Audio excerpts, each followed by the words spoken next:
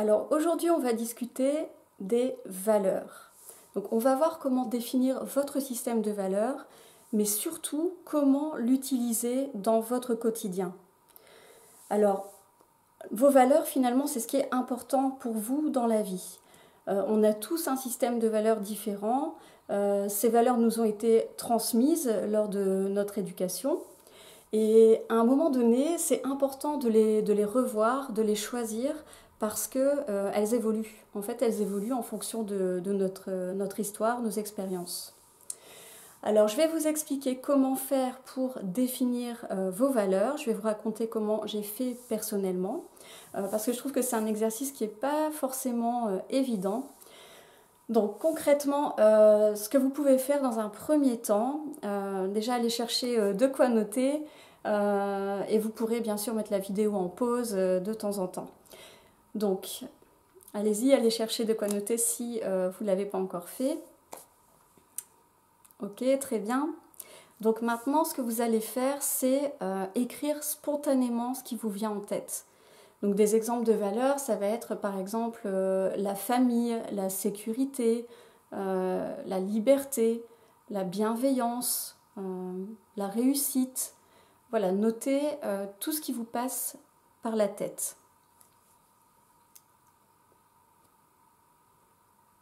Ok, maintenant que c'est fait, je vais vous raconter en fait le problème auquel j'ai dû faire face. C'est que moi, en faisant mes recherches là-dessus, en essayant de voir comment définir mes valeurs, j'ai vu qu'il fallait aller trouver la liste des valeurs qu'on pouvait facilement se procurer sur Internet.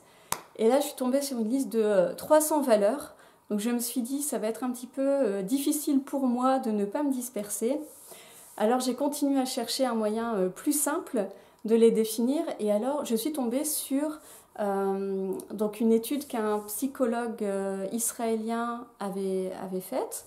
Donc en fait, ce qu'il a fait, c'est qu'il a défini 12 valeurs universelles. Et donc je me suis basée là-dessus. Donc ce que je vais faire, c'est vous expliquer quelles sont ces 12 valeurs. Donc là j'ai pris mes petites notes parce que je ne peux pas les retenir par cœur comme ça. Donc je vous les donne, notez-les. Et au fur et à mesure, quand je vous dis un mot comme ça, une valeur qui vous parle, mettez un petit plus par exemple à côté, ou au contraire un moins. Enfin moi personnellement, il y a certaines valeurs, il y en a 3, je vous dirai lesquelles que j'ai barrées. Alors c'est parti. Donc pour ces 12 valeurs, pardon. Donc la première c'est la bienveillance. Ensuite l'universalisme, l'autonomie,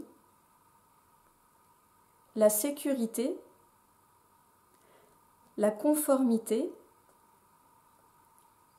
l'hédonisme. Alors ça, l'hédonisme, j'ai dû chercher la définition personnellement. Donc c'est en fait l'hédonisme, c'est la recherche du plaisir globalement. La réussite, la tradition, la stimulation, le courage,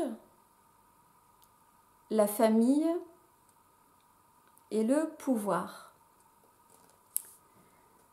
Voilà, donc là vous avez peut-être déjà certaines valeurs qui vous parlent et d'autres que vous avez peut-être rayées comme moi. Donc en l'occurrence, moi ce que j'avais fait, c'est que j'avais rayé conformité, tradition et pouvoir. Alors là, c'est vraiment 3 valeurs qui ne me parlent absolument pas. Et c'est bon aussi de savoir quelles sont les valeurs qui ne vous parlent pas, parce que c'est intéressant de comprendre, par exemple, moi si j'ai barré la valeur de pouvoir, par exemple, au travail, moi je suis quelqu'un, je vais dire, je ne suis pas carriériste en fait, je ne recherche pas le pouvoir absolument, ça ne m'intéresse absolument pas.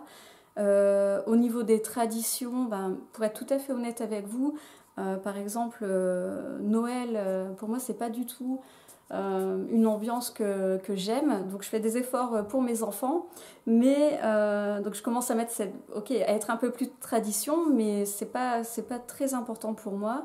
Et la conformité, vraiment, enfin, j'ai du mal en fait avec les règles à suivre. Voilà, on va dire ça comme ça. Ok, donc ça c'était pour les 12 valeurs de Shalom Schwartz. Euh, Ensuite, là, c'est à ce moment-là que je suis allée voir cette fameuse liste de 300 valeurs sur Internet, parce que en fait, ça permet un peu d'affiner les valeurs de Shalom Schwartz, parce que là, c'est un peu, pour moi, le squelette, c'est un peu les différentes catégories à prendre en compte. Mais par exemple, moi, si l'autonomie, par exemple, c'est une valeur qui m'avait parlé en lisant ces 12 valeurs-là, après, il faut voir ce que vous entendez par là. Et moi, par exemple, ce que j'entends par l'autonomie, c'est la notion de liberté, par exemple. Voilà, donc ce que je voudrais vous dire aussi, c'est que, en fait, il y a une chose que j'ai faite, c'est que j'ai surtout pensé, et ça c'est une chose que j'ai pas du tout vue sur internet, mais aux événements qui m'ont provoqué des sensations un peu, des réactions un peu fortes. Euh, Par exemple, là je vais vous parler de la valeur de liberté. Une chose par exemple qui me déplaît complètement, c'est dans mon travail actuel, on doit porter un badge. Donc ça c'est au niveau de la sécurité, c'est vraiment important. Mais vraiment, je ne m'y habitue pas. Donc, ça fait des années qu'on doit porter le badge. Je devrais... je comprends pas pourquoi je comprenais pas pourquoi ça me dérangeait autant. Mais c'est parce que finalement, j'ai l'impression de ne pas être libre quand j'ai ce badge. Autre chose, un autre exemple toujours par rapport à la liberté, pourquoi je me suis rendu compte que c'était une notion très importante. Il y a quelques semaines, on est parti en vacances au Maroc, dans un hôtel all-in, et alors on a reçu un bracelet, et on ne pouvait pas s'en séparer. En fait, on devait le garder tout le long des vacances. Et franchement, ça m'a rendu dingue. J'avais qu'une envie, c'était de le couper, de l'enlever, parce qu'en fait, on ne pouvait pas l'enlever et le remettre, on devait vraiment le garder. Finalement, je ne l'ai pas fait parce que ça m'aurait embêté plutôt qu'autre chose d'aller demander un nouveau bracelet tous les jours. Mais vraiment, ça me rendait dingue. J'avais l'impression d'être à la limite dans une prison. Voilà. Sinon, là, c'était. Donc, j'ai trouvé cette valeur de liberté par rapport à des émotions un peu négatives que j'ai ressenties. Mais dans un autre sens, une valeur que j'ai trouvée là, c'était plus en remontant dans mon expérience passée. Donc, quand j'étais ado à l'école, on devait mettre en place un projet. Et moi, ce que j'ai fait, c'était peut-être pas lié vraiment au domaine professionnel, mais le projet qui m'a tenté, c'était finalement de récolter des cadeaux, c'était pour la période de Noël, pour des enfants défavorisés. Et, et en fait, ce que j'ai fait, c'est que mon projet, c'était de récolter des jouets qui avaient été très peu utilisés, qui étaient encore en bon état, récolter des jouets donc des différents élèves dans une salle, et ensuite de les distribuer aux familles qui étaient dans le besoin. Donc j'habitais dans un village, je me suis mise en contact avec le secours catholique, et donc la personne en question connaissait très bien donc, quelles étaient les familles qui étaient dans le besoin. Et donc le fait d'avoir fait ça, ça m'a vraiment procuré une joie immense. Et là, je me suis dit, donc en voyant les 12 valeurs, je me suis dit, mais la valeur de bienveillance, c'est vraiment une valeur haute chez moi. Donc voilà, donc se baser sur les expériences passées et sur voilà, vos sensations au jour le jour. Donc maintenant, ce qui est aussi important de faire, c'est de réaliser quelles sont les valeurs qui vous appartiennent réellement et quelles sont celles finalement que vous avez peut-être héritées mais dont vous n'avez plus forcément besoin aujourd'hui.